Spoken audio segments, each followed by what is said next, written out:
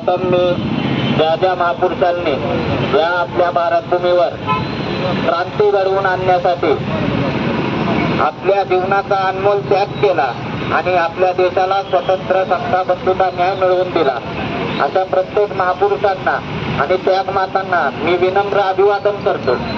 आज या ठिकाणी कालची 2 दिवसापूर्वी संभाजी ब्रिगेडचे ज्येष्ठ नेते प्रवीणदादा गायकवाड यांच्यावर जो काही भाजपच्या संघटनांनी आणि भिडेच्या किड्यांनी भ्याड हल्ला केला आणि निषेध नोंदवला, त्याच्या विरोधात एक निषेध व्यक्त करण्यासाठी आज इथं सर्व समविचारी पक्ष संघटना एकत्र आलेल्या आहेत। आणि याबद्दल मला सांगायचं झालं तर मी एवढंच म्हणेन की या गोष्टीचा आपण फक्त निषेध करून चालणार नाही, कारण ही हुकुमशाहीची सुरुवात झालेली आहे। आज जो जनसुरक्षा विधेयक पास करण्यात आलं अधिवेशनामध्ये, या जनसुरक्षा विधेयकाचं हे पहिलं पाऊल आहे, हे आपण सगळ्यांनी लक्षात घेतलं पाहिजे। हा जन सुरक्षा विधेयक कायदा नाही तर जनयुग सुरक्षा कायदा आहे, हा सत्ताधारी पक्षांच्या सुरक्षेसाठीचा कायदा आहे, हे सगळ्यात पहिल्यांदा आपण समजून घेतलं पाहिजे।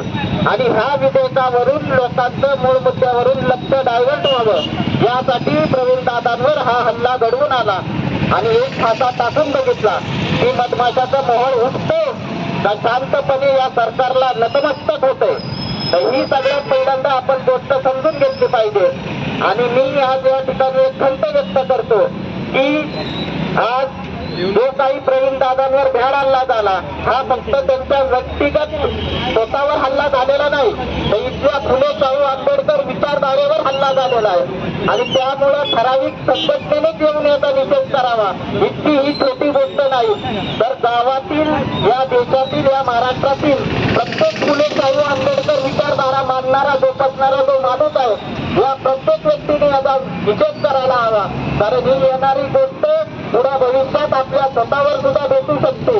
आणि त्यामुळे आज जर मला सांगायचं झालं संभाजी ब्रिगेडची स्थापना होऊन 30 वर्ष झाली, या 30 वर्षामध्ये आतापर्यंत अजून एकदाही अशी गोष्ट घडली नाही आणि या वेळेतच ही गोष्ट का घडवून आणली गेली याचा सुद्धा आपण विचार केला पाहिजे। संभाजी ब्रिगेडच्या माध्यमातून प्रवीणदादांनी अनेक तरुण उद्योजकांना मार्गदर्शन केले, अनेक युवा मराठा तरुण असतील, इतर बहुजन समाजातील तरुण असतील, प्रत्येकाला त्यांनी पैसे लावून उभं केलं, एक उद्योजकपणा म्हणून सांगितलं। आणि इथल्या ज्या RSS भाजप धारकरी लोकांच्या संघटनेने आजवान तरुणांना माथे भडकवून जे कट्टर धर्मांधतेकडे घेऊन गेले होते त्यांना त्या कट्टर धर्मांधतेतून बाहेर काढून मानवतेचं जीवन जगण्यास प्रवृत्त करणारे प्रवीणदादा गायकवाड आहेत। प्रवीणदादांनी छत्रपती संभाजी महाराज हे प्रत्येक घराघरात पोचावे म्हणून त्यांनी स्वतः मालिकेला पैसे लावून ही मालिका टीव्हीच्या माध्यमातून प्रत्येकाच्या घराघरामध्ये संभाजी महाराजांचा इतिहास पोहोचवला। आणि तो प्रवीणदादा गायकवाड संभाजी महाराजांबद्दल कसे आपले शब्द वापरू शकतात हे सुद्धा आपण जाणून घेतलं पाहिजे। त्यावेळेस सोलापूरकर, कोरटकर, भांडारकर हे अशी ब्राह्मणी संपत्ती लोक शिवाजी महाराजांवर आक्षेपार्ह विधान करतात, त्यांची अवहेलना करतात। त्यावेळेस आपल्यातला शिवभक्त कुठे गेला होता, त्यावेळेस आपल्यातला शिवप्रेमी कुठे गेला होता, तो झोपला होता का? कारण ते ब्राह्मण समाजाचे म्हणून तुम्ही गप्प बसला का? आणि त्यावेळेस आपल्यातल्याच एका शिवभक्ताला शिवप्रेमी म्हणून प्रवीणदादावर म्हणजे आपल्या समाजाच्या माणसावर भ्याड हल्ला करायला होता, त्यावेळेस आपल्यातलेच काही शिवभक्त प्रवीणदादा आणि संभाजी ब्रिगेडवर नावं ठेवतात, त्यांच्यावर टीका टिप्पणी करतात।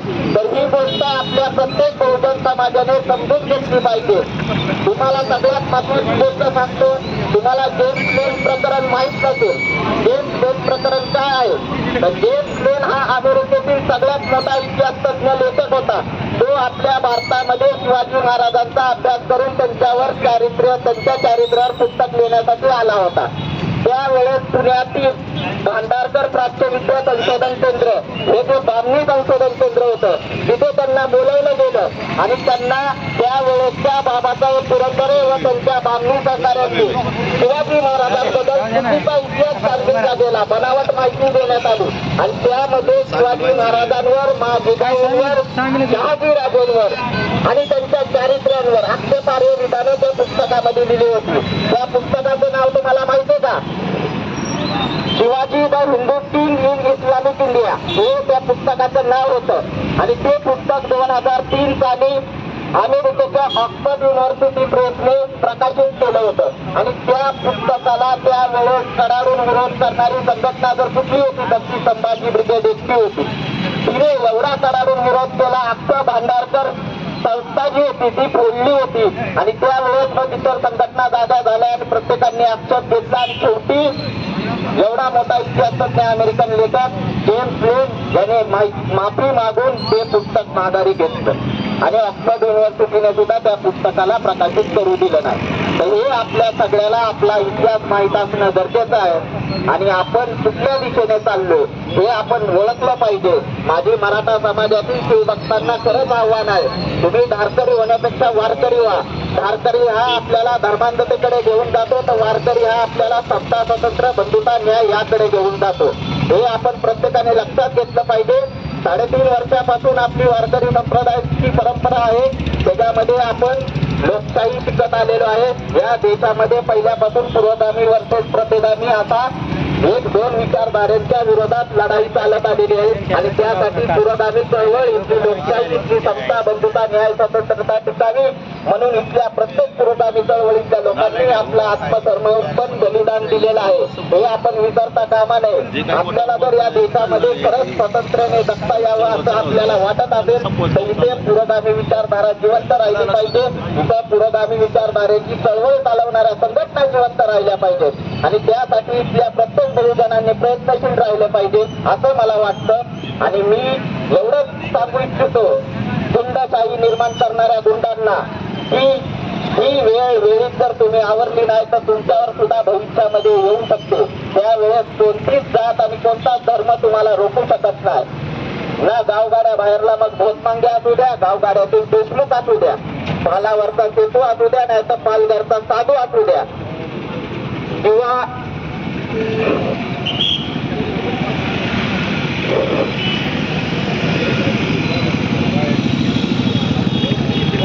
संविधान बचाव करणारा सोमवंशी असू द्या, ही प्रकृती प्रत्येकाचा बळी घेतल्याशिवाय राहणार नाही.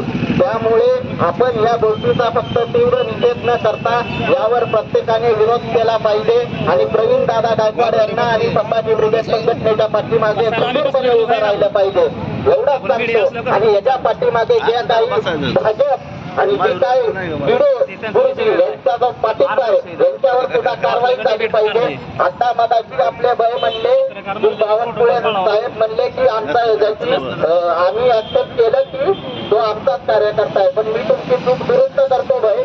बावनकुळे साहेबांसोबतचे फोटो व्हायरल झाल्यानंतर बावनकुळे साहेबांनी असं वक्तव्य केलं होतं की याचा कार्यकर्त्याचा आणि आमच्या पक्षाचा काहीही संबंध नाही. असे अनेक कार्यकर्ते येतात आणि आमच्यासोबत फोटो काढतात, परंतु हा काटे नामक छाटे हा जो आहे तो त्या भाजपचा पदावर असलेला कार्यकर्ता आहे एवढं मी बोलतो आणि या गोष्टीचा होईल तितका तीव्र निषेध करून माझे 2 शब्द संपवतो. इथल्या संघटनांनी मला बोलण्याची संधी दिली त्याबद्दल त्यांचे आभार मानतो. जय भीम, जय भारत, जय संविधान.